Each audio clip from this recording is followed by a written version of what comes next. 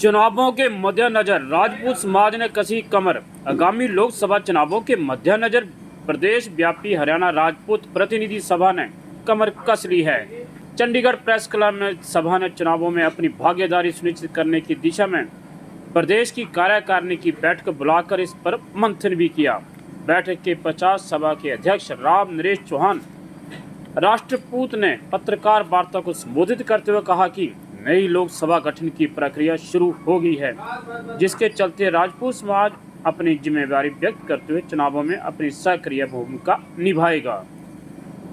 मतदाताओं को जागरूक करने के साथ साथ स्थानीय मुद्दों का समाधान संबंधी बनवाएगा घोषणा पत्र। तो देखते हैं चंडीगढ़ से सुरेंद्र नेगी और रोशन लाल की ये रिपोर्ट। आज क्योंकि लोकशाही का चुनाव महापर्व शुरू हो गया है, तो हमारी यही है कि भाई इसमें हम बढ़ चढ़ कर भाग लें। हम हरियाणा राजपूत प्रतिनिधि सभा को रिप्रेजेंट करते हैं, तो हमारा समाज बढ़ चढ़ कर भाग ले। 25 अप्रैल तक हम अपनी जो पात्र हैं वो वोटें बढ़वाएं और वोटों का एक पैटर्न हम जल्दी से उसको डिस्क्लोज ना करें।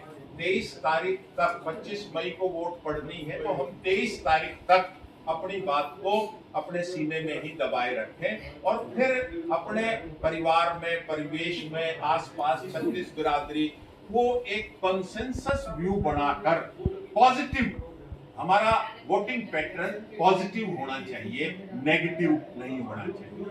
हम जो मुहिम लेके चल रहे हैं डिलिमिटेशन 2026 की, के रोटेशन, आरक्षण का, आरक्षित सीटों का वो रोटेशन से होना चाहिए, जैसे पंचायत में और लोकल बॉडीज के इलेक्शन में है। एमएलए एमपी में भी वही रोटेशन होना चाहिए। उससे समानता आएगी। जिस वर्ग के लिए जो एक टेम्परेरी प्रोविजन 10 साल के लिए लगाया गया था, अगर ये रोटेशन से चीजें होती तो आज तक एससी समाज बहुत तरक्की कर गया होता और वो समानता में शामिल होता, ना कि आज भी उसको अछूत की तरह से अंबाड़ा और सिरसा में आप डाल देते। जो सीटें 75 साल से रिजर्व चली आ रही है हरियाणा की, अधिकतर वही रिजर्व चली आ रही है। हम चाहेंगे चंडीगढ़ भी एक दिन रिजर्व हो। यहाँ भी तो एससी बसता है, हर सीट पर 18 से 22% तक एससी बसता। तो